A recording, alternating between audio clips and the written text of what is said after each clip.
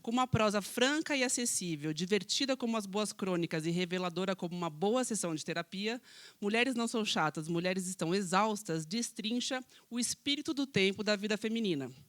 Para falarmos sobre essa encruzilhada da mulher, eu convido ao palco a autora do livro e de outros 4 títulos, como Um Dia Ainda Vamos Rir de Tudo Isso, e que já se descreveu como alguém que lê Drummond, ouve pagode e ama chuchu com bacon. Ela faz doutorado e mora em Lisboa com o marido e a enteada, geminiana com ascendente em câncer, ri de coisa séria e chora fácil. Vem cá, Ruth, manos. Bem-vinda.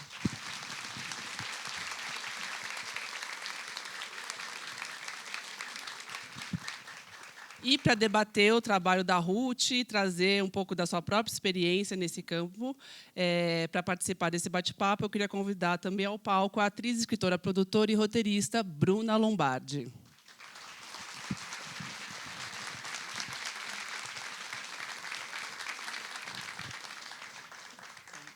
Sentarei aqui no meio.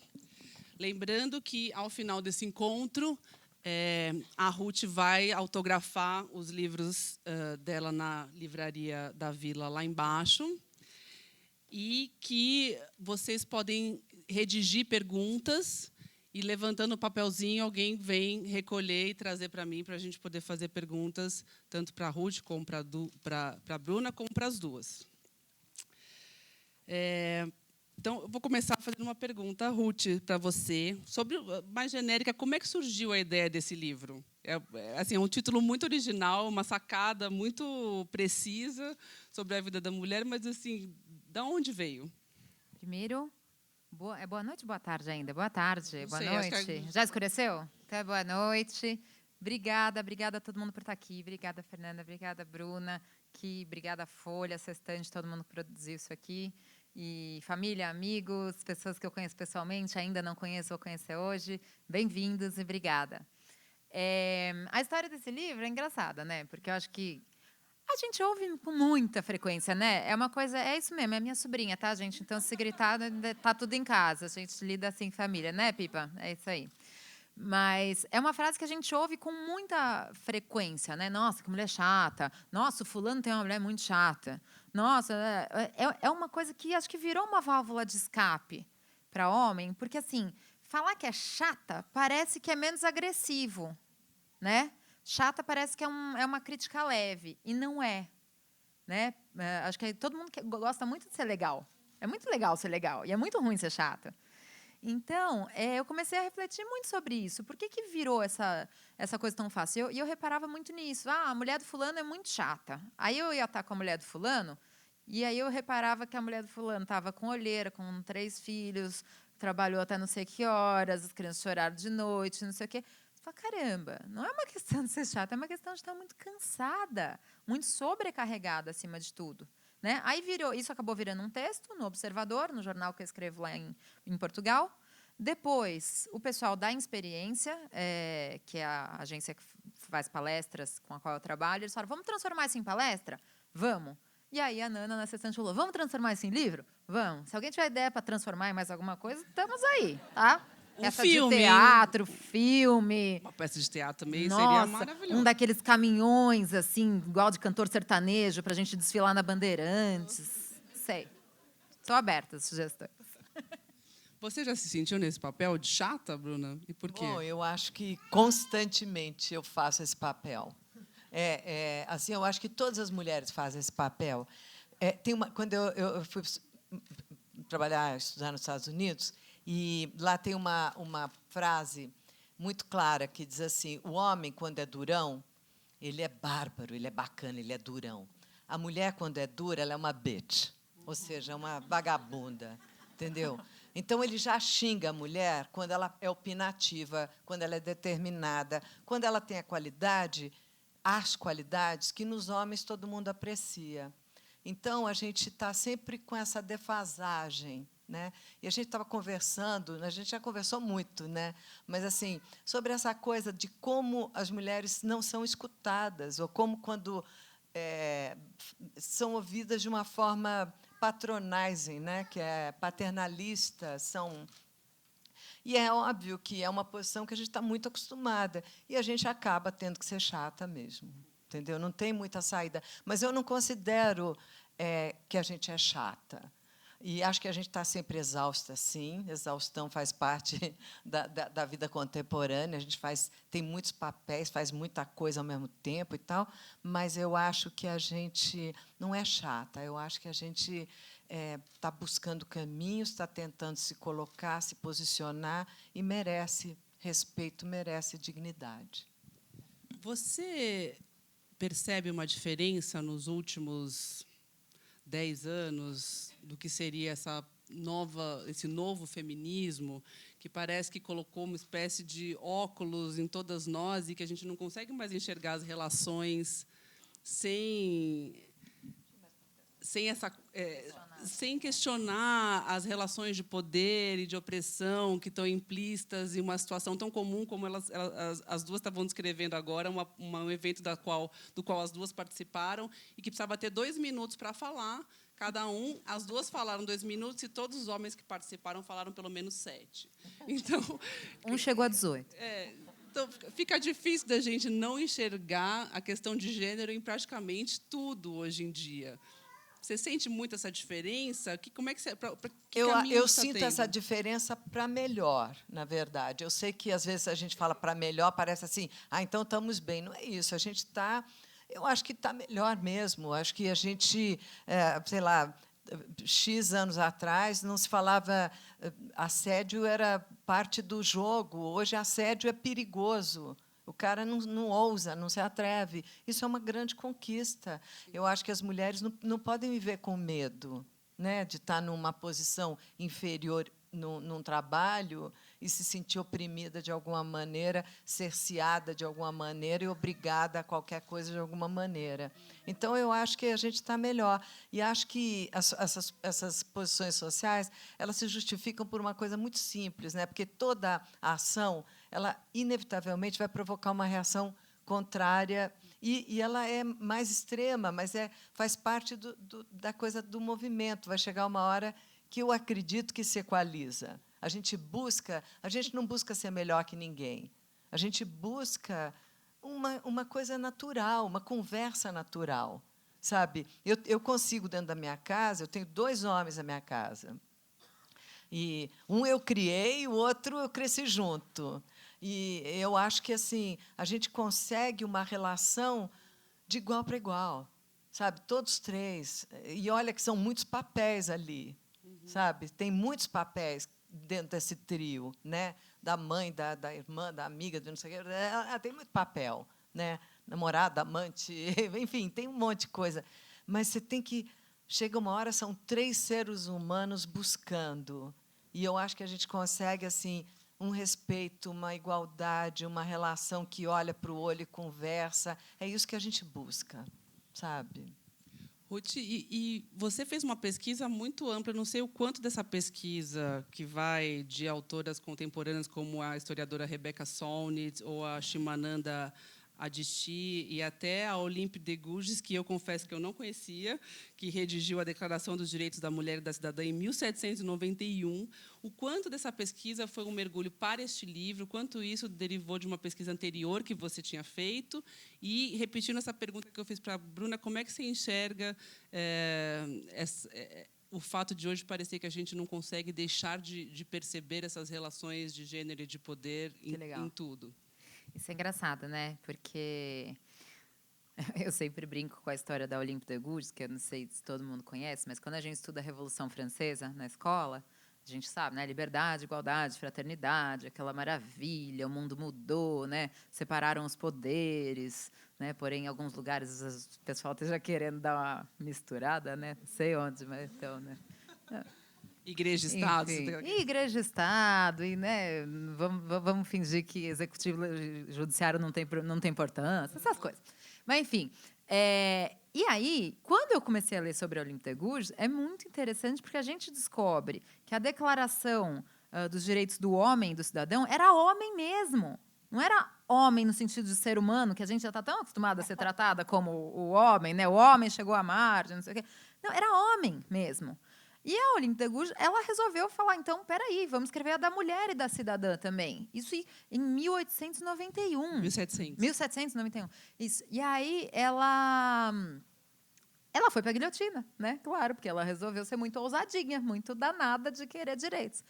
E aí eu brinco, né, quando as pessoas falam assim, ai, não, mas vocês têm, né, muito mimimi com essa coisa de feminismo, as coisas já estão tão melhores, as coisas já melhoraram muito. Eu falo, gente, se a alma penada da Olympe de Gouges está sobrevoando esse shopping hoje, ela só vai falar vamos falar em francês, que a minha sobrinha ensinou aqui, mas putain, c'est quoi ça, né? Tipo, vocês ainda estão discutindo isso? Faz 200 anos que eu estava falando de igualdade de oportunidade no trabalho e não sei o quê. Vocês ainda estão falando disso? Então, eu acho muito interessante a gente pensar sobre... Né, primeiro eu falo, tudo que a gente tem de conquista, de melhoria para as mulheres, voto, dirigir, divórcio, sabe, não precisar de autorização do marido para trabalhar, que foi outro dia, né, que a gente deixou de precisar. Mas muitos lugares precisam. Nossa, está falando uma realidade aqui. Não. É isso. Não, mas o que eu acho mais interessante é que quando as pessoas falam as coisas estão melhorando, parece que assim, um dia, né, um alinhamento cósmico faz mudar a lei. Não, gente. São mulheres batalhando, são pessoas nessa frente de batalha que fazem isso. Então, quando a gente está debatendo, né, feminismo, questão de gênero, as discriminações em geral, a gente está fazendo esse papel de promover mais mudanças, porque as coisas não mudam sozinhas, né? Em relação à pesquisa, eu acho que foi uma mistura. Eu acho que teve alguns assuntos que eu falei, esse aqui eu acho que eu preciso buscar mais fontes, né, pesquisar mais um pouquinho. Mas acho que a maioria já eram coisas que eu tinha lido e tal, só dei um mergulhinho mais fundo. Que eu sou geminiana, sou meio superficial, sabe? Eu leio 4 páginas e falo, legal, piriguete literário, sabe?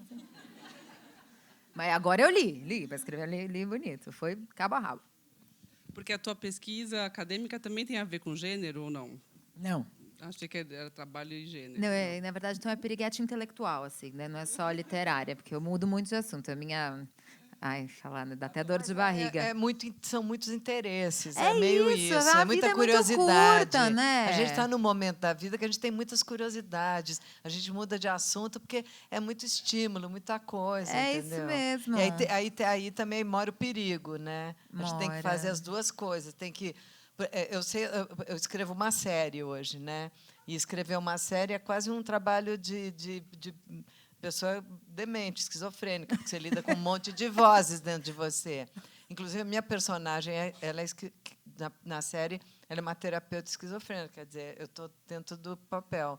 Mas, assim, é muito louco, porque tem muitas vozes dentro da gente. Então, quando a gente fala assim, vamos ouvir a nossa voz, a gente tem que ouvir muitas vozes. A gente não tem que ouvir uma voz só, porque a gente carrega a voz provavelmente da sua avó, que conversou com você e que vai ficar em você, sabe? De uma vizinha, de uma colega de escola. Essas coisas estão em você. Então, você tem que destrinchar. O nosso trabalho, o trabalho na Rede Felicidade, a gente abriu esse portal fabuloso, que eu adoro, para que a gente fale sobre autoconhecimento, porque a gente está falando isso agora, com a Ruth. Assim, não tem coisa mais importante do que o mergulho para dentro. A gente vai descobrir, a mulher, a gente só vai conquistar alguma coisa e descobrir esse poder de andar um pouquinho se a gente fizer força para entender nós mesmas, porque, senão, a gente não vai ter poder. Não adianta, o poder não vem de fora. O poder vem desse autoconhecimento, dessa coisa centrada, dessa busca, e que ela pode ser meio distraída. Graças a Deus, né? Porque, senão... É isso mesmo. Eu queria ler um trecho aqui em que a Ruth descreve uma mulher bem-sucedida, que eu acho que ele é muito ilustrativo dessa encruzilhada em que a mulher está, né? De tantas conquistas e, ao mesmo tempo, novas pressões que surgem junto com elas. E ela escreve o seguinte: hoje, a mulher bem-sucedida é aquela que acorda bem cedo, sorrindo e bem disposta, sem olheiras, corre 5 quilômetros, toma banho ouvindo música, lava seus cabelos, que secam naturalmente e ficam lindos, veste sua roupa elegante com seu corpo magro, calça seus sapatos de salto, acorda as crianças com um beijo na testa. Bom dia, meus amores. Veste-as, penteia seus cabelos, porque também é feio delegar para uma empregada, toma seu café da manhã balanceado, dá um beijo no marido fiel e bem-sucedido, leva as crianças para a escola, segue para o escritório, sem nunca perder o equilíbrio nem as estribeiras, ganhando um salário notável, sendo digna de um grande prestígio perante o grupo internacional, mas, como ela trabalha com eficiência e organização, sempre sai cedo bastante para buscar as crianças, passar na casa dos pais para dar um beijinho, jantar com a família, preparar uma caça ao tesouro. Seus filhos adormecem serenamente às 9 horas, havendo tempo para uma taça de vinho e conversas gostosas com seu adorável marido, para assistir uma série e para ler 15 páginas de um romance de Tolstói antes de adormecer, com seus antirrugas todos bem espalhados pelo rosto, pescoço e colo. Pescoço e colo é a parte mais difícil do dia inteiro, porque já é um esforço tão grande fazer isso, aí não sobrou na mão para passar no pescoço. Cara, Quem aqui conhece uma mulher assim? entendeu? Não dá. Mas vocês sabem o que é pior? Que é engraçado, mas a gente se frustra por não preencher essa insanidade de coisas, né? Então, tem o dia em que você conseguiu que a criança chegasse na escola no horário sem leite com chocolate na camiseta que estava limpa. Você chega no horário no escritório, você almoça uma salada, é o máximo que pode dar certo.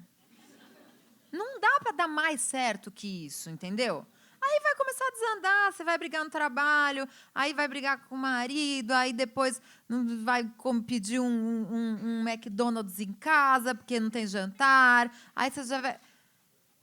Mas vocês entendem? Eu fico muito chocada com isso, porque eu escrevo e eu me sinto assim. Eu, toda vez que não preencho esse negócio, falo, ó lá. Loser. Qual o quesito não foi? E aí você usa uma imagem que eu acho muito interessante, que é que as mulheres andam com um pingentinho de culpa, que está sempre aqui para a gente poder... É modesto um pingentinho. Eu acho que elas andam com uma carga carga nas nós três costas. Com o pingentão aqui, ó. As três. O meu tá Não, eu acho que a Ó, gente peguei, tem uma mãe. grande carga de culpa na vida. Nossa Senhora. Por que a gente se culpa tanto, Bruna? Porque eu acho, primeiro, que a gente vem de uma cultura judaico-cristã, né, que implantou a culpa no mundo e tirou da gente o bom selvagem, né? Rousseau assim passou longe aquela ideia. Eu conheci o Ri na aldeia dos índios. Eu fui para o Xingu e conheci ele numa cena dessas aí, que você diria, meu Deus, que coisa paradisíaca. E eu aprendi muito vivendo numa tribo, né? E vendo os Ioalapitis, a maneira, tinha as duas tribos no Xingu, na época era muito difícil chegar, um lugar muito cercado, os irmãos Vilas Boas estavam vivos, então a demarcação de terras realmente estava sendo levada muito a sério, tinha muita proteção, e assim, aquela coisa, aquela vida de contato com a natureza, aquela vida de respeito com o rio, com as águas limpíssimas, aquelas mulheres assim livres, amando aqueles filhos. Era uma coisa muito harmoniosa a vida, entendeu? Aí você chega na grande cidade, e eu tive grandes experiências como atriz, assim, indo para o sertão, vivendo de Adorim, depois chegando na cidade, e aquele sertão maravilhoso do Guimarães Rosa, aquela coisa, depois vinha para a cidade, era um choque, sempre um choque. Então, eu acho que essa natureza da gente, sejamos ciganas, índias, bruxas, feiticeiras, magas, seja o que a gente for, essa natureza da gente teve que se adaptar, né, a elevadores de aço, a prédios com janelas pequenas e com grandes multidões e cartelas, e passa o guichê e põe o crachá, enfim, uma vida que não é normal, não é humana, tá certo? E aí, a partir daí, a gente... Todos esses papéis que a gente faz de mãe, de irmã, de colega, de prima, de vizinha, de filha, de mulher, de esposa, de trabalhadeira, de profissional, de carreira, do que for, né, pesquisadora, a gente tem que se adaptar a essa grande sociedade que anda muito depressa, muito louca, e esse desejo de liberdade, de dançar mesmo, né, de ser índia e tudo. Eu acho que esse balanço é quase que impossível, esse equilíbrio. A gente busca ele. E eu acho que a gente vive com culpa do paraíso perdido e do que a gente precisava fazer na vida, de todas as tarefas que a gente precisa fazer. Porque a gente precisa, nós temos inúmeras, eu não paro de ter tarefa, nenhuma de nós aqui para de ter inúmeras tarefas. Fala um pouquinho dessa coisa da culpa pingente ou âncora. Não, essa colocação da Bruna é super interessante, pensando por esse ângulo. Acho que a gente vive mesmo muito... Eu não gostaria de falar isso, mas eu acho que o mundo deu muito errado, sabe? Era só isso. Boa noite. Mas eu ando pensando nisso. É que dá um pouco de medo pensar nisso, né? Mas deu errado. Nesse momento, então, né, que a gente está vivendo. Nossa Senhora. Mas, enfim, deu errado por muitas razões, né? A gente está fora da nossa natureza, a gente, né, não pode ficar descalça, pegar a energia do sol, ficar maluco. Quem gosta de sol não pode ficar no sol, quem não gosta do sol tem que ficar no sol. Enfim, não deu muito certo. Mas o que eu fico pensando é que o lance da culpa, ele já está tão introjetado, assim, já está tão profundo, que a gente começa no primeiro momento do dia. Então, assim, quando o despertador toca, já vem a culpa de querer mais 5 minutos e não poder, e pensar se você pode atrasar e não sei o quê. Quando não vem antes, sabe o que me aconteceu essa noite? Eu fui fazer um xixi, era umas 4h30 da manhã, né? Já entrei na cidade, que você acorda de madrugada e faz xixi. E aí, sabe o que aconteceu? Eu estava com um problema de termostato, não sei se vocês têm também, que aí fica muito calor de noite, aí tira o edredom, fica frio e volta. Não é menopausa, não, tá? Mas é só problema de termostato. Aí, sabe o que acontece? Você transpira, e quando você vai no banheiro, você vê que aquele cabelo que foi dormir legal já virou uma coisa. E não estava nos planos lavar de manhã, entendeu? Não ia dar tempo. Então, era 4h30 da manhã, estava eu meio fazendo assim no espelho, tipo, ó lá, agora já era. Já fui deitar pensando, aí vai dar tempo de lavar de manhã? Que horas que eu vou lavar esse cabelo, então? O lance da imagem com a mulher traz uma sensação de culpa ininterrupta, né? Porque a coisa no trabalho, por exemplo, a gente tem os momentos da culpa quando vem, vou ficar até tarde, não vou poder ver meu filho acordado, vou ficar até tarde, não vou acompanhar o fulano não sei onde e tal. Mas o lance da imagem e da estética, ele é ininterrupto. Ele é absolutamente ininterrupto. Ele é no momento que você faz xixi, ele é no momento que você toma banho e olha para o seu próprio corpo, ele é no momento em que você vai comer, ele é em todos os momentos você se culpa, porque eu devia estar fazendo mais isso, eu devia estar comendo menos aquilo, eu devia estar com o cabelo mais lavado, eu devia fazer uma coisa aqui nessa ruga, eu devia... E isso, gente, a gente não percebe porque a gente está tão habituado, mas é uma prisão e um instrumento de poder do machismo que a gente não entende a força. Quando a gente é colocado nessa gaiolinha, né, de que, não, tem que fazer isso, tem que parecer desse jeito, tem que estar assim, tem que assim, a gente está deixando de fazer os planos para derrubar o patriarcado na semana que vem, entendeu? Mas pior, Ruth, pior é esse mesmo sentimento em relação ao teu espírito. Total. Né? Que eu acho que chega um momento que as pessoas nem têm tempo de pensar no espírito. Com essa mesma opressão de cima, você se acanhando ou tentando ser o que você não é. Contra a sua natureza. Mas é que eu acho que a gente chega numa pressão tão grande dessas questões de imagem que as pessoas, às vezes, nem chegam a entrar em contato com o que está dentro. Sim. Né? Entre correria, pressão estética, a maquiagem, a academia, as pessoas frequentemente não lembram que elas são muito mais do que isso. Do que trabalhadoras, corpos e esposas, mães e tal. Né? Então, é gravíssimo não ir mais fundo. Mas muita mulher assim que trabalha em escritório, por exemplo, e que deixa de colocar uma ideia boa, uma coisa assim, por medo da posição social dela ali dentro. Você mesma fala isso no livro, né? Tem uma passagem que está até separada aqui também, muito boa, em que você, sócia do escritório de advocacia, vai numa reunião com o sindicato e, na saída... Meu anjo. Você é chamada de... Meu anjo. Você pode depois me passar o telefone do doutor? Mas é uma constante. Eu tive uma agora, recentemente, que foi... Eu estava na universidade, lá em Lisboa, e aí ia ter uma comissão da União Europeia para ver se liberava um financiamento e tal para um grupo de pesquisa. e pediram para eu ir representando os doutorandos, uma moça que era representando os mestrandos e uma professora auxiliar. E aí a gente foi ser questionada por não sei quantos membros lá, e tinha que falar inglês. Não sei se falar nem sobre a minha pesquisa em português, imagina em inglês. Que horror. E aí falamos, não sei o que e tal, cada uma sobre a sua linha de pesquisa, não sei. Quando a gente saiu, os professores do núcleo que estavam lá fora perguntaram, então, como é que foi? Correu bem? A gente, sim, acho que correu bem. E um deles fala assim, claro, com essas moças bonitas, como poderia correr mal? A gente estava lá como pesquisadora.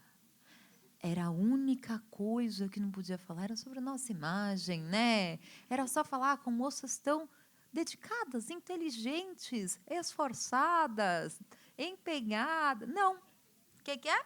Moças tão bonitas. Pegar esse gancho das moças tão bonitas, e você falou dessa culpa que a gente carrega 24 horas por dia por não corresponder às imagens. Temos aqui uma pessoa que, né, é a imagem da beleza desde sempre, é uma referência. Então, alguém poderia achar que Bruna Lombardi nunca sentiu isso. Bom. É verdade? Não, de jeito nenhum, claro que não. Assim, é interessante porque eu já falei tanto, né, na vida sobre essa coisa da estética e tudo, e até onde ela pode te traduzir e até onde ela para de te traduzir, né? E como você, assim, o que eu defendo muito é que as pessoas, cada uma descubra a sua beleza, porque, como ela falou, tentar corresponder àquele padrão X às 4h30 só vai te tirar o sono e te desesperar. E qualquer padrão, na verdade, né? A gente está sempre querendo corresponder a um padrão. Eu tive uma vida um pouco diferente, assim, porque eu era muito desencanada, e, na época que eu era muito desencanada, me chamaram para ser modelo, porque eu não estava nem aí. Eu não tinha sonho de ser modelo, não tinha sonho de ser famosa, não tinha sonho de ser bonita, não tinha sonho de nada disso. Era antes, naquele momento antes disso, sabe? Quando você ainda está brincando, está de uniforme e tal. Tanto que eu ia nas fotos de uniforme. E, quando vinha aquela produção te arrumar, eles me transformavam. Eu não parecia eu, entendeu? Era maquiagem, era roupa, era não sei o quê. E eu achava que era um personagem que eu estava fazendo. Cada vez um personagem. Saía na capa da revista, eu achava que era um personagem. Olha, que interessante, né? Não sei o quê, mas não tinha nada a ver comigo, aquilo. Era um trabalho. E um trabalho que me possibilitava ganhar meu dinheiro, que me possibilitava comprar meu carro, ajudar a construir minha casa para os meus pais. Então, uma série de batalhas de trabalho mesmo, e que eu fui levando. Então, deixou de ser um sonho, uma questão assim. É óbvio que eu fico, não estou bem, o cabelo está ruim, isso aí, como qualquer mulher, mas estou horrorosa, estou isso, estou aquilo. Mas, assim, hoje eu estou muito mais voltada para que todos os gêneros, todas as caras, todas as cores, todos os tipos de formato, todos os cabelos, todas as pessoas descubram sua beleza. Porque eu olhava para as mulheres desde pequena, talvez não se achassem lindas, e elas eram completamente diferentes de mim, outros padrões, e talvez eu estivesse representando o padrão que elas quisessem alcançar, mas eu achava elas tão bonitas naquele outro jeito delas. Então, eu nunca quis dizer, olha, seja assim, sabe? Não era a minha cabeça, não é a minha intenção. A minha intenção é dizer, é possível a gente ser do jeito que a gente ir se descobrindo do jeito que a gente é, seja qual for. Porque eu conheço muitas, e conheci, imagino, na minha profissão, inúmeras mulheres lindas e muito infelizes, né? Assim como ricas e muito infelizes. E assim como famosas e muito infelizes, mas infelizes a ponto de se matarem, nesse grau de infelicidade. Então, eu descobri logo, bem cedo, que não era nenhuma dessas coisas que nos pregam como fabulosas, que seriam as metas para a gente alcançar a felicidade. E que era uma outra coisa. Assim como eu ia, sei lá, eu fazia gente de expressão, fui para o interior do Amazonas, lá naqueles rios, naquela coisa louca, nos riachos, numas casinhas desse tamanho, sabe, aquele pessoal de ribeirinha mesmo, né? E vi gente feliz, feliz, sabe? Não tinha nada, e tinha um brilho, uma alegria, e eu falava assim, está em outro lugar. A gente tem que descobrir onde é, mas é outro lugar. E é por aí que eu fui. Voltando para a história da beleza, vocês enxergam na beleza também, a mulher bonita também se sente culpada, de alguma medida, porque, às vezes, ela é tomada pelos seus atributos físicos e não pelo que ela é além disso? Essa pergunta é para a Bruna, né? Não, a pergunta é para as duas. Mas você sabe que tem uma coisa muito engraçada, que eu recebi uma pergunta uma vez de um... As pessoas são muito maluquinhas, né? Aí eu recebi uma pergunta no meu Instagram. Você não, né? Só as outras pessoas. Não, eu sou o cerne da normalidade. É, mas o moço perguntou assim, você sofre muito preconceito no meio acadêmico por ser tão bonita? Mas é disso que se trata. Mas você sente que você tem que provar que você é inteligente porque você é bonita? Não, eu acho que assim, e rola um negócio de... Eu acho que vem antes, né? É por ser mulher, cara. Eu acho que não tem muito isso. Eu acho que tem um pouco do estereótipo da mulher loira. Eu acho que isso é uma coisa engraçada, assim. E eu sou por opção, né? Porque, na verdade, eu sou um castanho claro. Mas que eu gosto, eu me sinto bem assim. Mas tem um estereótipo da futilidade e tal.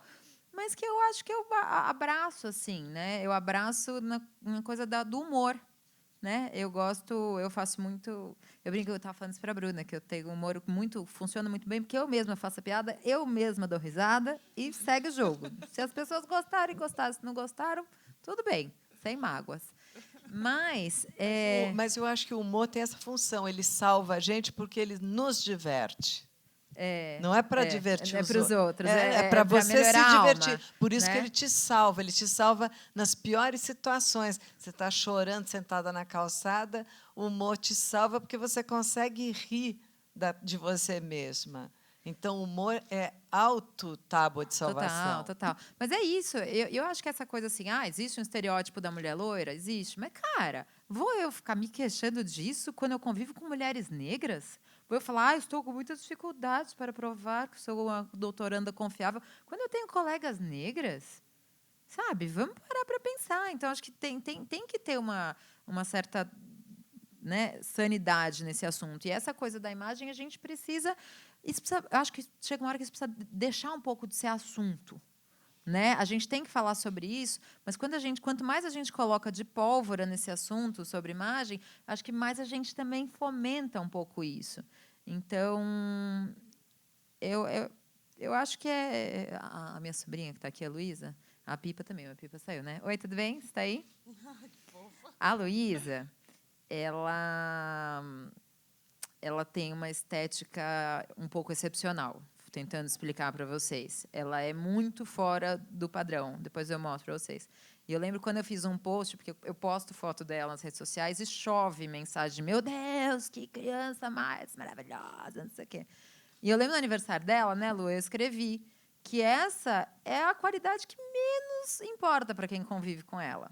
Porque ela é super doce, super querida, super simpática, super esperta. E como a gente deixa que esse atributo seja o que ganhe mais, né? Ela tem 4 anos. E isso vem desde os 2, 3 meses. Todo mundo diz, meu Deus, mas ela é muito mais do que isso, né? E a gente precisa... Depois a Lu vem aqui no final, tá? Tá com um pouco de vergonha. Depois você vem aqui? Bom, tá bom. Gente, queria lembrar, então, que vocês podem, nesse caderninho que vocês receberam, de perguntas e levantar, que elas serão entregues aqui e eu posso fazer as perguntas para as nossas gloriosas. Oba, está chegando uma. Ruth e Bruna. O seu livro traz todos esses conteúdos super importantes sobre os obstáculos, os desafios, as sabotagens dos outros e as nossas próprias em torno da vida da mulher. Para algumas leitoras, obrigada, trata-se de uma informação totalmente nova. Você está trazendo reflexões super importantes e que para muitas mulheres serão novas. Para outras, são questões já conhecidas e pensadas, mas que, no entanto, são muito difíceis de serem postas em prática. Por exemplo, essa questão que você acabou de colocar da imagem e tantas outras. Quer dizer, por que a gente tem tanta dificuldade de, mesmo sabendo que os corpos são diversos e que a gente tem que ser feliz no nosso corpo, de fato ser, de que nós somos capazes e competentes, mas de não se sentir uma impostora? Quer dizer, por que a gente ainda tem tanta dificuldade de colocar isso em prática? Porque eu acho que é porque a gente sabe que o olhar alheio está sempre ali, né? Isso é muito interessante. No livro eu conto uma história que uma vez eu estava passeando com a minha mãe em Lisboa e começou a ficar calor. A gente andando e tal, e aí minha mãe começou a reclamar: "Ei, que calor, nossa, mas que calor". Aí uma hora eu olhei e falei: "Mãe, só precisa tirar o casaco?" Aí ela virou para mim e falou assim: "Ah, tirar o casaco? Tô de regata por baixo." Falei: "E daí? Ruth, você parece uma mulher da minha idade, regata, com esse braço?" Falei: "Mãe, a gente está batendo perna na rua, sabe? Não sei, e mesmo que não tivesse, não sei o quê." E aí fiz toda aquela lição de moral para ela, virei e falei: "Absurdo, se liberta disso", tal. Isso era quinta-feira. Aí no sábado eu fui para a praia. E eu não sei se alguém aqui teve na minha palestra, eu já contei essa história. Mas eu falo, quem é de São Paulo, tem uma coisa que a gente descobre um dia na vida, que é um momento horroroso, quando você descobre que é possível encontrar conhecidos na praia. O povo do Rio já sabe disso, mas a gente não sabe. E aí, lá, Lisboa, né, que eu falo, Lisboa é Piracicaba com metrô, né, gente? Porque aquilo lá tem 12 pessoas. E aí você vai para a praia, que é 20 minutos ali, e o que acontece? Conhecidos. Aí tava eu lá na boa, né, com meu livrinho, não sei o quê. Aí meu marido falou: "Oh, olha lá o anel", e não sei o quê. Meu marido é português, tá contextualizando.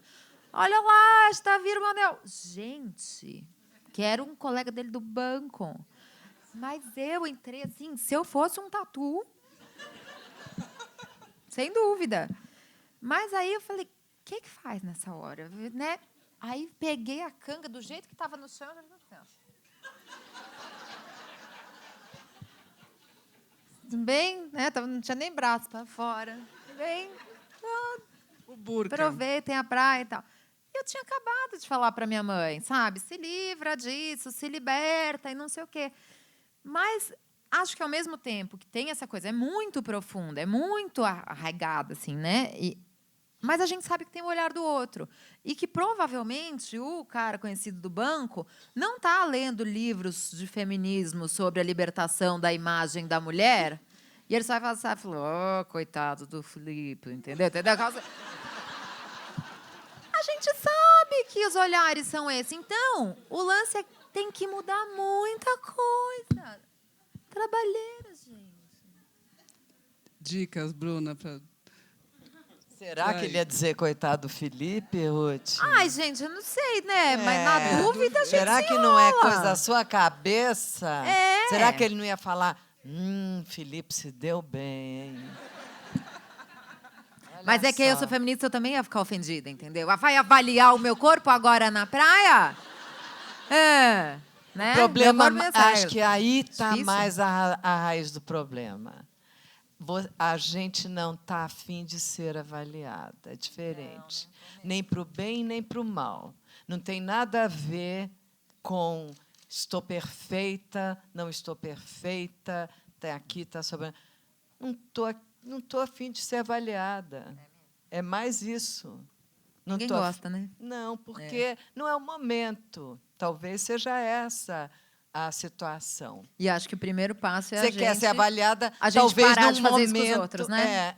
Isso, o Ele caminho fala é muito esse. disso, né? De não julgar. Não entre julgar, Cara. para você liberar essa E posso célula falar? do teu sistema. É uma célula que está ali, uma coisinha que você tem que E limpar. posso falar? Esse lance da gente treinar a não julgar mulheres, corpo, roupa e tal, eu fiquei tão feliz com o lance que me aconteceu que eu percebi que isso é que nem musculação mesmo. Musculação você vai fazendo, uma hora o músculo já aprendeu a coisa, né?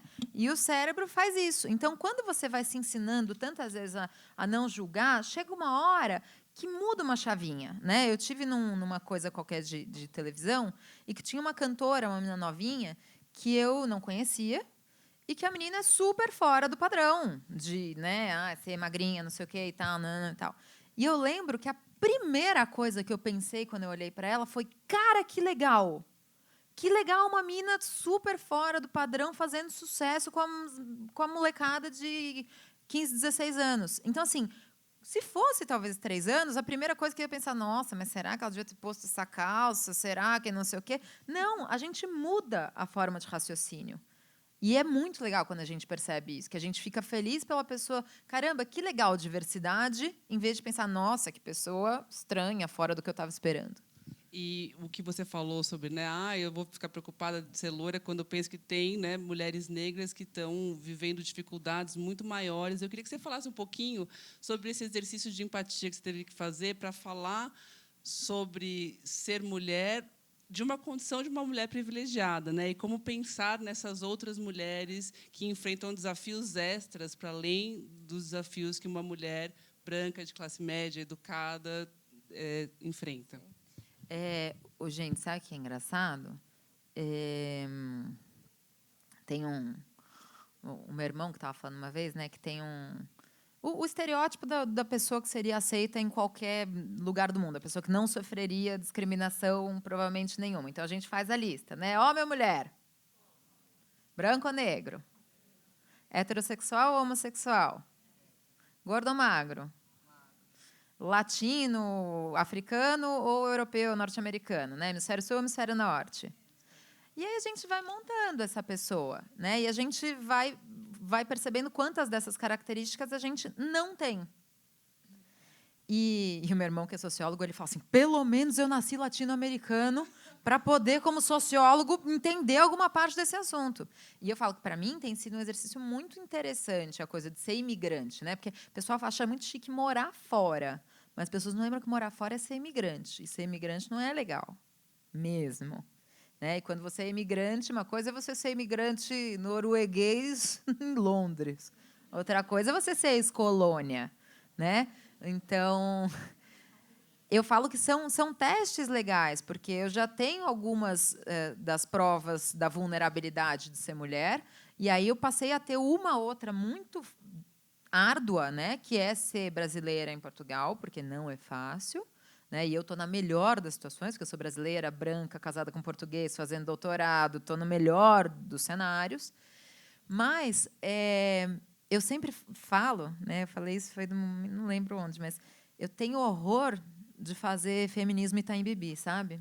Desculpa minha tia Itaim Bibi, nada contra. Falamos nada contra, mas falando a doida de Moema, né? Mas de não fazer, gente, não é porque essa entrevista foi no Itaim Bibi, foi por isso que eu falei Itaim Bibi. Mas a gente não fazer um feminismo que fica falando dos problemas, nós, mulheres brancas, classe média, que temos problemas, e problemas sérios, que queremos a igualdade salarial, e queremos uma paternidade mais ativa por parte dos homens, queremos que as empresas abracem mais as questões da maternidade, da paternidade, tem muitas coisas. Mas, cara, tudo bem, existe um espaço para isso, mas eu não queria que esse livro fosse esse papo que acabasse aí, né? Tendo sempre muita noção do meu lugar de fala, que é óbvio que eu não estou protagonizando nenhum tipo de demanda, né? Eu tenho prazer de ter uma chancela da Djamila nesse livro, que a Djamila... se a Djamila acha que eu me coloquei no lugar certo, eu falei, acho que eu me coloquei num lugar legal, né? Se a rainha do lugar de fala falou isso, então está tudo bem. Então, eu acho que foi um exercício, e é um exercício cotidiano, né? É um exercício cotidiano a gente pensar esse problema importa para mim, mas sem perder a noção de quais são os problemas dos outros. É um músculo também que você treina, músculo. né? Acho que daí que É eu um pensei olhar, nessa- é um olhar que a gente treina e que espero nunca perder, né? E só melhorar. Gente, eu pedi, ó, veio muitas, talvez não dê nem tempo de a gente fazer todas, mas começando aqui, e vocês duas vão ver quem que vai responder. Por que os homens não carregam o pingente da culpa? Eles sabem ser felizes com mais facilidade? Eu vou? Você que é boa de felicidade, Bruna. Não é? Hoje é teu dia, vai lá. Não, eu vou dar uma deixa e você continua. Ontem aconteceu uma coisa Tá. engraçada. Eu estava gravando com a Isabela Camargo, para o canal de YouTube dela, e tinha um câmera que é uma figura lá, e ele virou assim, uma hora depois da nossa conversa, ele virou e falou assim, mas mulher dá muita porrada em mulher, né? Mulher dá muita porrada em mulher. Não é homem que fica dando porrada em mulher. Eu falei, calma, depende do que você está chamando de porrada, né? Mas, enfim. E aí ele falou, porque mulher tem um chicote para falar mal de outras mulheres mesmo. Eu falei, é verdade, né? Muito que a gente fala aqui no livro, a gente mudar essa perspectiva. E aí eu até brinquei com ele, eu falei, então, o problema é esse, é que o chicote das mulheres está em cima das mulheres e o chicote dos homens também. Então, a gente está apanhando muito e os homens estão bem tranquilinhos ali do lado, né? Então, eu acho que existe mesmo o olhar do julgamento, ele está voltado para a mulher, de um modo geral. Quando a gente chega num evento com o marido, namorado, irmão, amigo, o primeiro corpo que é avaliado é o da mulher. A barriga do homem, tudo bem, é até charmosinho. Grisalho do homem, é até charmosinho. É tudo charmosinho, gente. Na gente nada é charmosinho, entendeu? Homem tem monocelha, é charmosinho. Vocês já pensaram nessa questão do pelo? Eu outro dia encasquetei com isso, gente. Eu não vou deixar crescer os pelos porque eu não gosto. Sua muito, né? Quando a gente tem pelo. Mas, vocês já pensaram nisso? O homem nasce um pelo aqui. Tudo bem. Mas já se nasce um pelo aqui, venho eu de decote. O homem tem pelo aqui. O homem tem pelo na choronha, que chama isso aqui, né? Não é choronha? O homem tem pelo aqui saindo para cima da unha. Tudo bem. O homem tem pelo na bunda. Tudo bem. Tem pelo nas costas. Tem pelo saindo da orelha. Tem pelo saindo do nariz. Tudo bem. A gente não pode deixar nenhum, gente.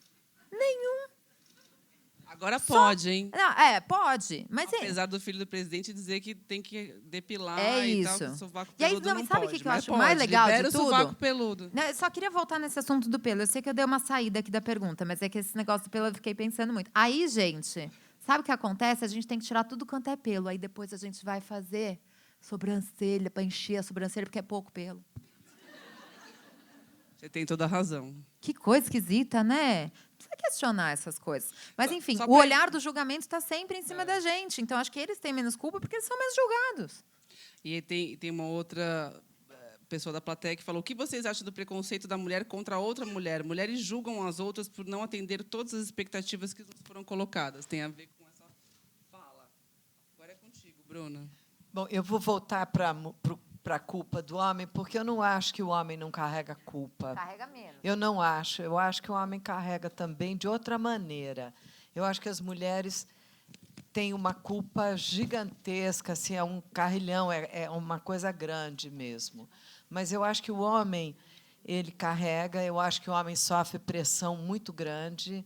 Imagina a pressão de você precisar ser forte, sempre. A mulher se desmancha, se arrebenta, se desespera. O homem tem que fingir que sabe o que está fazendo. Isso é uma pressão gigante. Eu acho complexa essa pressão. Posso? E acho que tem só um segundo, tem uma coisa que é o seguinte: é a inflexibilidade que a sociedade impõe ao homem. O homem, ele teoricamente, ele não desenvolveu a flexibilidade que a gente desenvolveu. A gente faz assim, a gente consegue mudar rápido de lugar. O homem, ele é mais tronco. Então, quando ele quebra, ele quebra.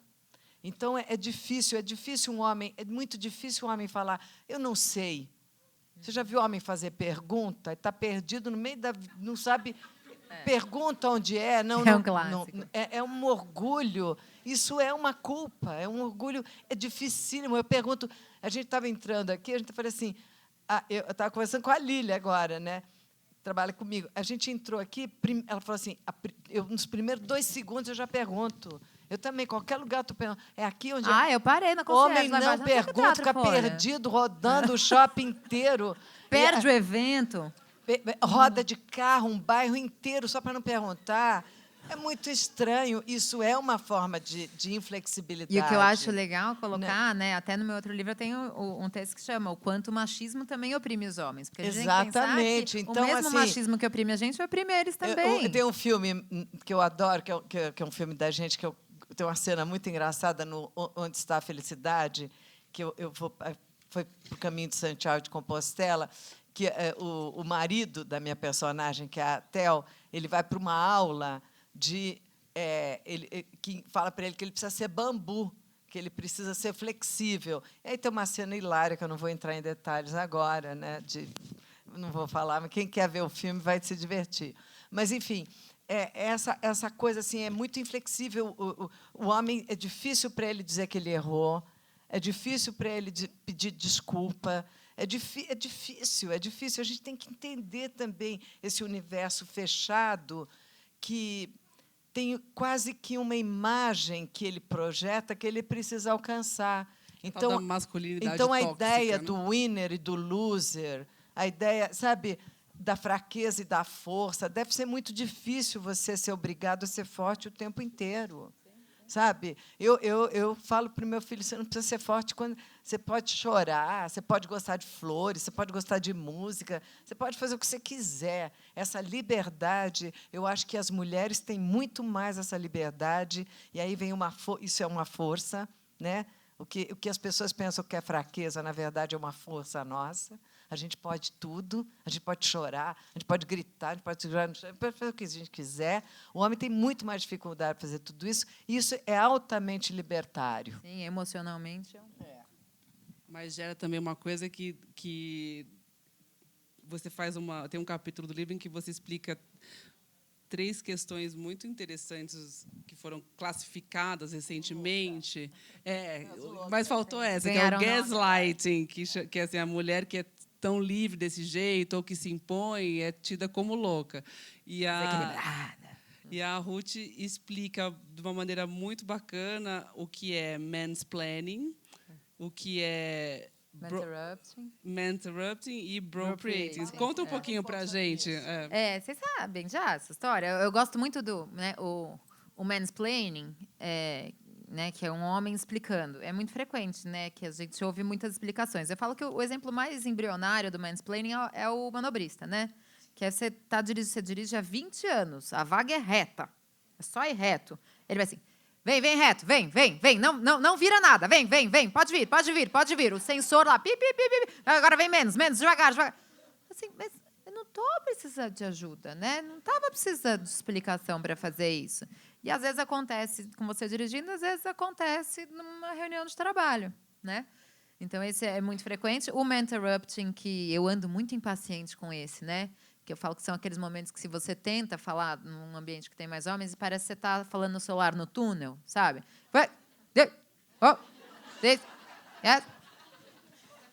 É muito assustador, né? Tem a Manuela Dávila no Roda Viva, não sei se vocês sabem esses números, mas quando o Ciro foi no Roda Viva, ele foi interrompido acho que 7 vezes.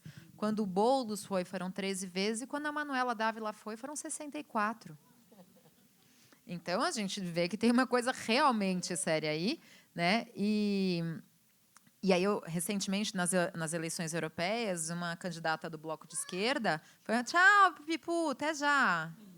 Vocês viram passando aqui? É uma várzea família, né? Maravilhoso, adoro. Eu tava passando no colo de todo mundo, coisa boa. Mas, olha, e essa moça do Bloco de Esquerda fizeram um compêndio, depois vocês procurem, ela se chama Marisa Matias, acho que é Marisa Matias, e ela vai tentando falar nos debates, e era só ela fazendo assim.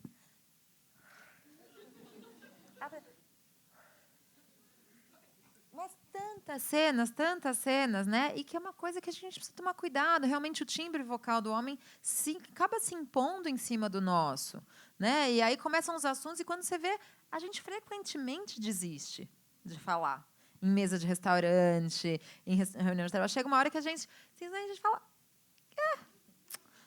vamos aqui comer uma batatinha, né? Vale mais a pena. E a história do mansplaining é muito interessante, que é o termo que foi cunhado pela Rebecca Solnit, que você Sim. cita, né? E você conta essa história que ela vai num jantar. Essa história é maravilhosa. Conta essa história, porque ela vale muito a A pena. Rebecca Solnit, que é uma historiadora e jornalista norte-americana, ela tem um livro chamado Os Homens Explicam Tudo para Mim. E ela conta de um dia que ela estava num jantar que ela não conhecia, ela foi com uma amiga, não conhecia as pessoas, e aí um homem perguntou para ela o que ela fazia, ela falou, eu pesquiso tal assunto. E ele virou para ela e falou assim, olha, saiu um livro sobre esse assunto, um livro muito bom, de um autor, não vou lembrar o nome agora, mas é um livro, não sei o quê, e ele não tinha lido, mas ele começou a explicar, e ela, né, muito engraçada a posição de mulher, ela primeiro do tipo, caramba, tem um livro sobre o meu assunto que eu não li. E até ela entender que era o livro dela. E ela tentava falar para ele, só E que aí ele não... depois ela percebe e ela vai tentando avisar para ele que era o mansplaining com o interrupting, né? Ela ia tentando explicar e não conseguia dizer para ele que o livro que ele estava explicando para ela que era muito bom era dela mesma, que talvez ela pudesse explicar para ele algumas coisas do livro, né? E aí ela fala uma coisa que eu acho genial nesse livro, que ela fala que as situações de machismo, e eu acho que isso vale para todas, as situações de racismo, as situações de homofobia, as situações de etarismo, que eu acho um outro assunto que a gente tem que falar, sobre idade, né? Muitas vezes, essas situações ficam como poeirinhas que a gente vai jogando para baixo do tapete, como, aconteceu uma coisinha ali, mas tudo bem, vamos passar por baixo, vamos jogando para cá. E ela fala, é bom quando as coisas acontecem, em vez de ser uma poeirinha para baixo do tapete, ela fala, é um cocô de elefante no tapete da sala. Às vezes precisa ser um cocô de elefante no tapete da sala, sabe? Para aquela coisa ficar tão gritante e tão disruptiva, visível. né? Então, é importante, às vezes, que aconteça isso. Eu acho genial essa passagem. Muito bom. Pergunta, Ruth, no livro você diz que precisamos de pilares e convicções profundas. Quais são esses pilares? Eu lembrei agora da Bruna ali no camarim, que eu contei para ela do evento que a gente fez junto, e ela virou e falou assim, eu falei, aí você falou isso não sei o quê, falou não sei o quê, não sei o que. Ela falou, eu falei isso, nem lembrava. Agora eu me senti um pouco assim. Aí eu falei, como é que é? Pilares e o quê? É engraçado, eu achei que não ia chegar assim, mas a gente começa. Pilares e convicções profundas? Falei bonita, hein, gente? Eu não estou lembrando dessa parte também do livro. Não, mas tem. Eu acho que eu falo... Não, sabe o que é? É o eu livro acho que, da outra. Não, sabe quando eu acho que eu falo disso? Olha, vamos ver se eu não estou tão doida. Quando eu falo... O quê? É meu chefe, gente. Tinha que ser. Meu eterno chefe.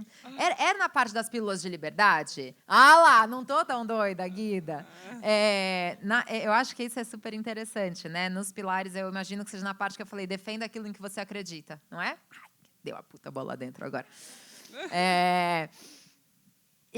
Quando eu falo nessa parte, defenda aquilo em que você acredita, eu acho que a gente tem que ter causas que, para a gente, são pilares. Eu falei isso mesmo. Sabe assim, que nem fundação da casa? Valores. Coisas que Valores coisas que a gente intrínsecos não deixa de vida. Passar. Então, aquela história, né? Sabe o pessoal do deixa disso, né? Homem gosta muito disso, né? Tá na mesa do bar com os amigos, aí um faz uma puta de uma piada machista, uma puta coisa racista e não sei o quê. E eu assim, é só uma piada, é só uma brincadeira, deixa disso, não tem problema.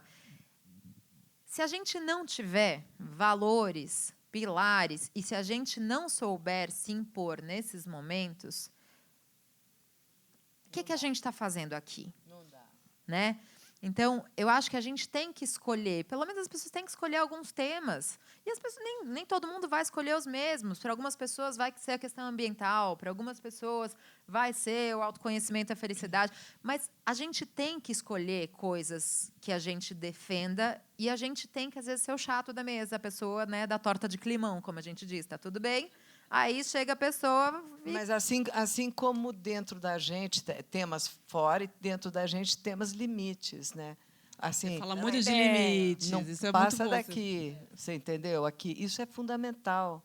É você que determina o espaço que você ocupa. Mas é interessante, a Ruth, é muito interessante que a Ruth coloca essa questão dos limites, que a mulher é muito treinada para não impor um limite, ela dá uma disfarçada e sai fora.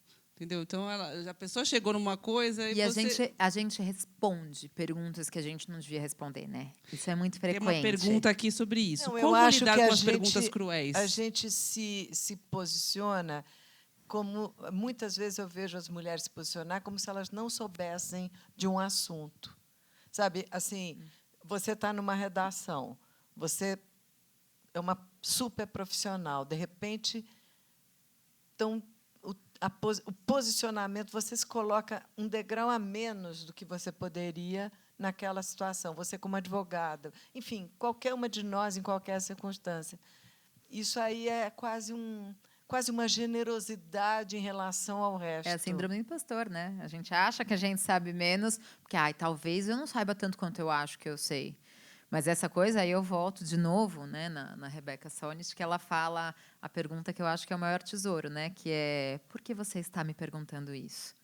A gente é tão treinada para responder e, gente, é bizarro, né? Porque as pessoas perguntam coisas para a gente que vão muito além. Eu demorei muito na faculdade de Direito, aí o meu chefe, me corrija se eu estiver errado, tá? Meu chefe e meu pai, aqui os dois. Curiosamente, são 2 homens, podiam ser 2 mulheres, mas 2 professores presentes. A diferença entre privacidade e intimidade. Né? Privacidade é aquilo que você quer manter no seu âmbito privado. Então, da porta da casa para dentro, o assunto que você conversa, eu sempre dou esse exemplo, né? Diarreia. Diarreia faz parte de privacidade, porque você conta para sua mãe, você comenta com seu marido, né? Você pergunta onde é que está o Imosec, aquela coisa. Hoje, com as redes sociais, quase já não é mais, nada é privacidade mais. É isso, né? As pessoas estão compartilhando qualquer coisa. Né?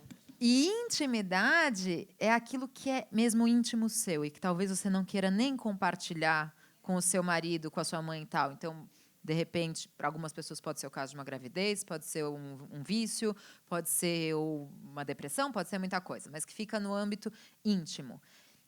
E com a vida das mulheres, a noção de privacidade, de âmbito privado, definitivamente não existe, porque é quando começa com e os namoradinhos, e esse casamento quando sai, e quando é que vem um bebê, e quando é que vem outro, e quando é que vem neto, que eu adoro, que é a pergunta do tipo, né, não é nem seu útero, mas você tem que saber, porque você é avó, então como é que você não vai saber quando você vai ser avó? E aí a privacidade é uma coisa assim, que já virou uma zona franca, assim, as pessoas perguntam o que quiserem, só que mesmo na intimidade, as pessoas já perderam esse limite com a mulher. Então, quando vira, né, para a mulher que teve filho, fala, mas não sei o quê. Nossa, mas você tem que perder peso. Né? Gente, isso é de uma crueldade. Né? Eu passei por uma dessa, né, e aí eu faço a minha autocrítica. Eu não tive culhões de falar por que você está me perguntando isso. Era uma festa de família, a família do meu marido em Portugal. Quando eu fui pega por Fui pega? É assim que fala? Fui pega, falei bonito. Eu olhei para minha mãe na hora. É assim que fala, mãe? Desculpa. Pode ser. E ele começou a questionar a qualidade dos meus óvulos, porque eu já vou fazer 32 anos, no jantar de Natal. E eu não tive coragem de fazer um pé no peito, que é um parente mais velho, coisa da família, não sei o quê. Então, é uma cartada boa, né, para ter assim, numa situação menos saia justa. Falar, mas por que você está me perguntando isso? É isso. A Olivia escreveu aqui: trabalho em São Paulo e meu marido e meu filho moram em Florianópolis. Escuto direto. Seu marido consegue cuidar do seu filho? Você não tem medo de perder o marido? Quando que você volta? Cadê a Olivia? O que você tem a ver com isso? Né? Eu fui para Brasília, fazer uma palestra. Tem a ver com isso? Primeira coisa que me perguntaram quando eu cheguei no lugar da palestra, falaram, mas seu marido não fica bravo de você viajar? Não fica bravo! Aí quase que eu falei, ele fica um pouco, mas eu trouxe autorização. Com firma reconhecida em cartório. Ele deixou eu vir trabalhar para pagar boletos. Ai, gente. Ruth, o que você nota de diferente na mulher portuguesa? Muitas coisas. Muitas coisas. Muitas coisas para melhor e muitas coisas... Acho que não é melhor ou pior. São diferenças, algumas coisas que eu gostaria de ser como elas, outras que eu acho que para elas talvez fosse melhor ser como a gente. Né? Tudo é uma questão de equilíbrio. Eu sempre falo que talvez seja os Açores, que fica entre Portugal e o Brasil. Nos Açores talvez esteja o equilíbrio, eu tenho essa teoria. Mas, por exemplo, né, eu reparo, a mulher portuguesa ela é muito forte, muito forte. E às vezes eu me pergunto, né, se, de um modo geral, as mulheres europeias, as mulheres que viveram em países onde teve guerra, né, onde homens foram para a Primeira e Segunda Guerra, mulheres absorveram o papel do homem e da mulher em casa. E isso é um comportamento que muda as mulheres e muda, inclusive, as gerações seguintes de mulheres, porque elas olham para a mãe como uma figura, né, que tem que ser muito, como eles dizem, muito rija. E a gente tem essa sorte, né, também de não ter, pelo menos, tido uma quantidade significativa de homens indo para a guerra, que eu acho que permitiu que a gente tivesse uma relação muito mais tranquila com o feminino, né? Acho que a mulher brasileira tem uma intimidade legal com o feminino. E feminino que eu estou falando aqui, gente, não estou falando de sapato, bolsa e maquiagem. Eu estou falando do feminino por dentro, né? Que pode ser aquele da mulher cuidadora, mãe, ou da mulher que pede colo. A gente tem mais facilidade de lidar com isso, né? Por outro lado, eu acho que elas são de uma firmeza de opinião e não sei o quê. O que eu vejo mulher portuguesa, quando o marido fala uma bobagem na mesa, que ela, ó, fulano, que é isso? E que a gente morre de vontade e não faz. Nossa, ele solta às vezes umas piadas, umas coisas que a gente só faz assim embaixo da mesa, tipo, sabe assim, na mãozinha no joelho, do tipo, é doido. Não, elas colocam o pau na mesa, entendeu? Então, acho que, né, talvez nos Açores tenha lá o feminino, a ajoelhada, é bom. Meninas, mais uma pergunta aqui da plateia. Como lidar com a competição feminina que muitas vezes não nos damos conta, mas que existe nas nossas vidas? Eu acho que a competição feminina é uma cilada. É uma grande cilada. Mas é uma realidade? Existe mesmo? Olha, realidades, existem zilhões Sim. de realidades, Sim. entendeu? Você escolhe a sua, né? Ou você cria, inventa a sua. Porque existem zilhões. Quando as pessoas falam assim, mas isso não é realidade, eu falo, peraí, realidade de quem? Quando? Em qual lugar? Vamos falar. Eu pelo menos, conheço 100 mil realidades de diferentes mulheres, diferentes situações, tem tantas, tantas. Não, só no Brasil, você percorre o Brasil geograficamente, você vai ver infinitas realidades. Então, realidades com competição, sem competição, a escolha é tua, né? É nossa. Então, eu acho que a competição é uma cilada, é uma forma de controle, é dividir para governar, sabe? Na hora que você aceita ser inimiga da sua amiga, você automaticamente está mais só. Na hora que você não tem sororidade, você não acredita, não confia, ela não confia em você, você não confia nela, existe uma coisa assim que passa embaixo de lugares que não é para ir, outros valores, essa coisa assim, a dramaturgia, a gente vê novela, eu não vejo, mas eu sei que muita gente vê novela, porque eu trabalho com série, então eu não tenho tempo, eu vejo série. Então, assim, mas mesmo a dramaturgia faz briga de mulher que arranca cabelo, se joga no chão, uma bate na cara da outra. É uma forma quase de estimular essa coisa maluca.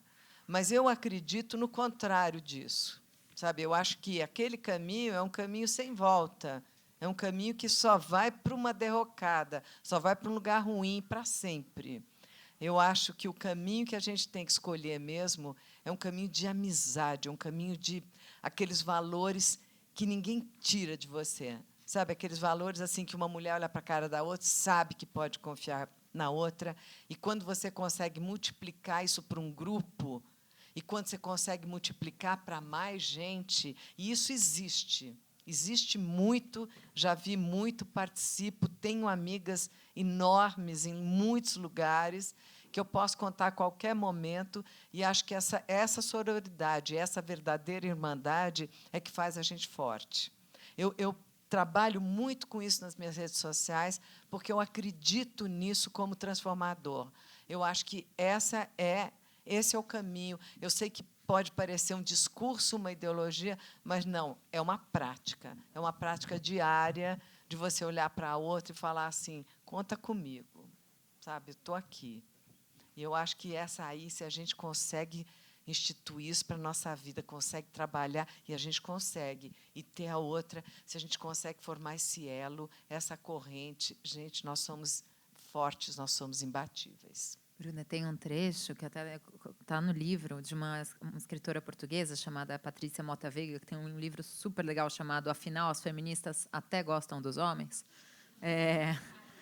no qual ela fala, eu fico me perguntando em que fase da história nós, mulheres, teríamos desaparecido se nós não tivéssemos as nossas mães, irmãs e amigas cuidando uma das outras e do filho da outra para a outra conseguir fazer não sei o que e tal. E realmente, porque eu acho que a gente, num dado momento, tinha sumido se a gente não tivesse umas às outras. Não existia, né? A gente não sobrevivia. E o lance da sororidade, que eu demorei para descobrir isso, né? Mas a palavra sororidade, ela vem de soror, que é irmã, em latim, né? Fraternidade é frater, de irmão, né? Voltando não quero deixar vocês com o bode da Revolução Francesa hoje, hein? Mas a fraternidade também era lá para homem, viu? Os irmãos homens, era tipo brother, não era tipo sister, né? Mas usando aqui de todos os meus anos de mas de eram idioma. eles que escreviam a história. Não tem como a mulher tá com voz ali. Não isso. tinha como. E o lance da sororidade, eu falo, cara, é muito legal quando você pensa mesmo no termo irmã. Porque eu acho que quando você pensa, quem não tem irmã, mas tem uma melhor amiga, uma prima muito próxima, tem um lance muito interessante. Então, olhar para outras mulheres como você olha para a sua irmã. Então, é aquela coisa, tua irmã está saindo de casa, já fiz esse exemplo. Não, hoje eu vou mudar o exemplo, né? A minha irmã está ali. Não vou falar de roupa, vou falar da história da franja. Então, sua irmã vira você e fala, acho que eu vou cortar a franja. Você fala, não, querida, não. Porque você sabe que não vai dar certo. Não, e amiga de verdade, amiga de Fala! verdade é aquela que olha para outra e fala assim, vai tirar essa roupa, que essa roupa não está com nada. Isso! Não está boa. Amiga de verdade, eu já cheguei em festa para mulheres que eu nunca tinha visto na minha vida, não conhecia. E, olha, eu sei que eu tenho uma certa fama e eu sei que a imagem que eu posso causar de chegar numa pessoa completamente estranha no ouvido dela e falar assim, tem um alface no seu dente.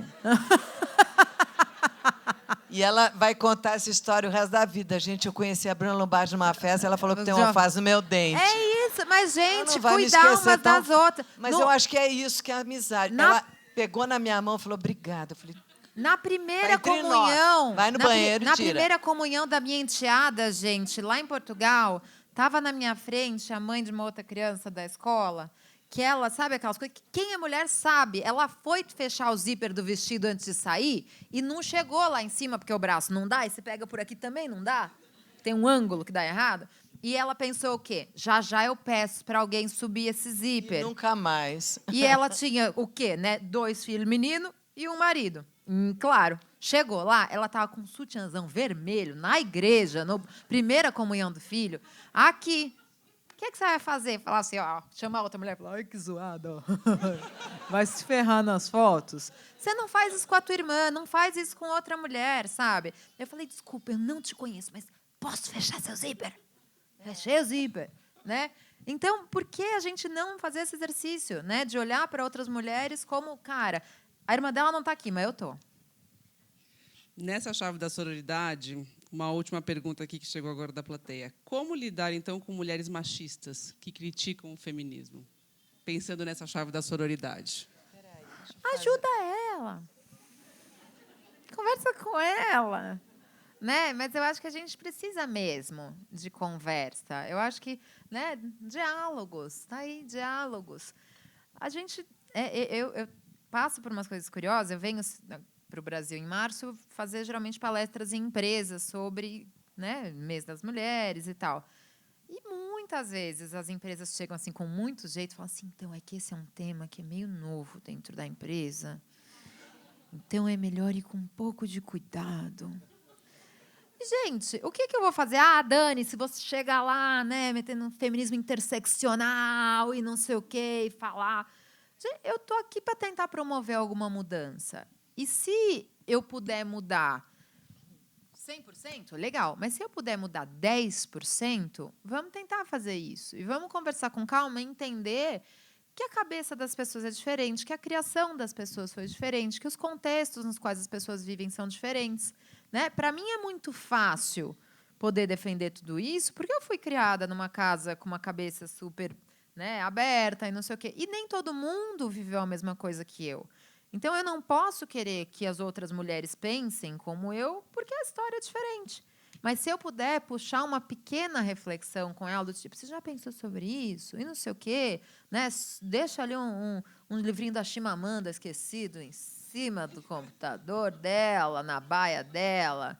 Eu dei um livro da Chimamanda para um moço que é da Opus Dei. Isso, gente, deixa ali sementinhas, né? Com calma. A Olímpia Degude não deve estar muito feliz com essa calma nossa, não, mas né, a gente vai tentando. E você, Bruna? Não, eu adoraria que nem existisse o feminismo, porque a gente nem precisaria dele, né? Outro dia eu fui fazer o programa do Bial com a Antônia Pellegrino e a gente estava conversando sobre isso. Eu falei assim, eu adoraria não ser feminista, adoraria que não existisse feminismo, que não existisse o Dia Internacional da Mulher, porque não tem Dia Internacional do Homem. Eles não estão defendendo, que eu saiba, o movimento do machismo, pelo menos não abertamente. Então, atualmente tem alguns. Bom, Tem alguns aí. mas, assim, nós não precisaríamos disso, né? Se a gente tivesse já numa evolução. Mas a gente está vivendo num planeta que tem gente ainda vivendo há 2000 anos atrás, tem gente vivendo mais na frente do que nós, tem gente de todo tipo. Por isso que eu falo, tem muitas realidades. Sim. E quando, às vezes, falam, a gente falou aqui de preconceito, já me perguntaram na Roda Viva, quando eu fui fazer várias vezes, tal, sobre preconceito, eu falo assim, quem sou eu para falar de preconceito? Sabe, num país com tanto preconceito, com tanta violência, com tanta desigualdade, com tanto abuso, com tanta dor e sofrimento. Se houve preconceito na minha carreira, obviamente houve. Deve haver aqui agora. Paciência, eu passo ao largo disso. Tenho muito o que fazer, estou muito ocupada, não posso me preocupar com isso. Adoraria que a gente não precisasse falar de feminismo porque não houvesse necessidade, porque estivéssemos todas nós numa posição tão boa, tão bem plantadas, tão bem ouvidas, sabe, que as vozes todas estivessem tão presentes, esclarecidas e escutadas por todos os homens, em todos os lugares, todas as profissionais, todas as donas de casa, que não houvesse necessidade nenhuma da gente batalhar. Assim como eu gostaria que não houvesse animais abandonados na rua, que eu não precisasse cair desesperada recolhendo, entendeu? Gatos, cachorros, procurando casa, procurando dono, levando para o veterinário. Adoraria viver num mundo melhor. E faço pequenas diferenças, pequenos passos, pequeníssimas coisas para que a gente tenha um mundo melhor. É isso. Meninas, a gente gostaria que não precisasse existir feminismo, mas, né, nós estamos nessa condição atual em que parece... Eu queria ouvir você sobre isso.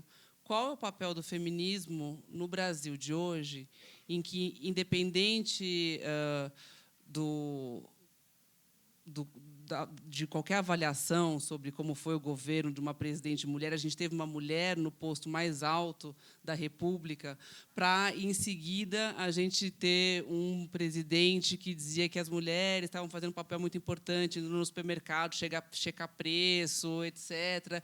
E agora a gente também tem um presidente que muitas vezes se coloca uma posição misógina, né, atacando mulheres, especialmente a gente teve episódios recentes de jornalistas, etc. Qual é o papel do feminismo neste Brasil de hoje? Fala você primeiro. É que eu vou animar, e aí a gente vai sair daqui 11h30, quando eu começar a falar. Não, vamos... Eu acho que nós todas seríamos se a gente não tivesse brigado e lutado, todas as mulheres que foram à luta e conseguiram esse espaço. Nós todas agora estaríamos uma fogueira aqui em algum lugar e a gente estaria sendo queimada. Vamos sair, estão pegando vocês aqui, carregando, queimando ali, né? Pensa que nós fomos literalmente queimadas em fogueiras, tá? Então, estamos melhor? Estamos melhores. Presidentes, governantes, situações, escândalos, coisas, calamidades, momentos de grandes crises, está nos Vedas. Elas passam, elas estão passando. Está previsto, inclusive, a gente passar por isso. Daqui a pouco, passa. O importante é essa determinação de continuar nessa posição e saber que nunca mais a gente vai voltar para a fogueira. Essa é a ideia. Mesmo que agora pareça uma pequena fogueira, mas não é. A gente vai sobreviver, a gente está sobrevivendo. E a gente está podendo falar e vai falar. Eu duvido que alguém cale essa mulher, ou cale essa, ou me cale, ou cale qualquer uma de vocês. Então, Ruth.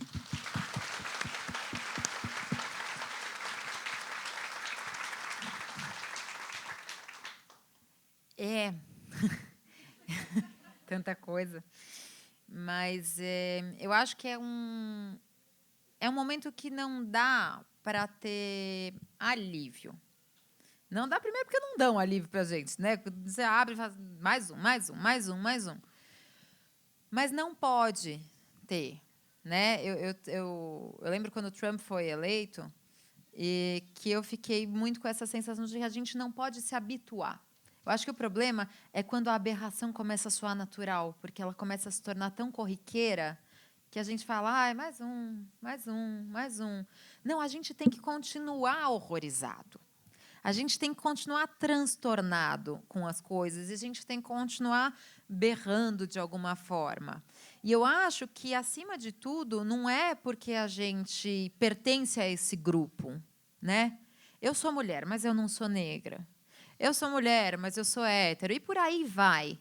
E não é porque a gente tem o amigo nessa condição, porque a gente conhece o fulano. É porque a gente sabe a diferença entre certo e errado, gente. Eu acho que a gente está num momento que... Eu sempre fui muito avessa a maniqueísmo, né? Do tipo, é tudo relativo, tudo depende do ponto de vista. Mas existe um cerne de valores, de ética, de pilares, que todos nós sabemos o que está certo e o que está errado. E a gente está num momento em que a gente tem que fincar o pé e, a cada vez que aparecer coisa que a gente fala, está errado, isso não é assim. Tem que falar, tem que comprar briga, tem que continuar desfazendo algumas amizades, porque é o que eu falo, né? A gente não... você perde amigo por política? Não, eu perco amigo porque eu descubro que eles são os filhos da puta. É muito diferente. É muito diferente.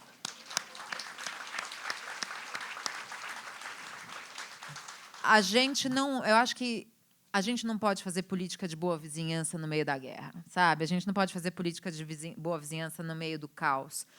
Quando a gente descobre que pessoas do nosso relacionamento são pessoas que defendem tortura, são pessoas que defendem o nazismo, o racismo. É até surreal falar isso, do tipo, né? Será? A gente viveu para descobrir nos nossos vizinhos e nos nossos... Tem que ter um momento em que você fala, daqui não passa. É que nem a história do porquê você está me perguntando isso, daqui você não passa. Então, acho que, antes de ser mulher, ou de ser homem, ou de ser qualquer coisa, todos nós somos seres humanos, todos nós temos bom senso, todos nós sabemos o que é certo, o que é errado, o que é ético, o que é antiético, e a gente tem que defender isso.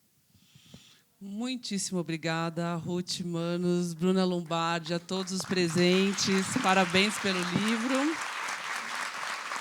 E lembrando que agora a Ruth vai autografar Mulheres não são chatas, mulheres estão exaustas, e agora sabemos mais porque estamos exaustas. Na Livraria da Vila, gente, quem não souber onde é, inclusive homens, pode perguntar. Não tem problema. Tá? Porque vai ter uma hora que eu vou precisar jantar. Eu não posso esperar o homem que está rodando o shopping inteiro porque não pergunta onde é a livraria.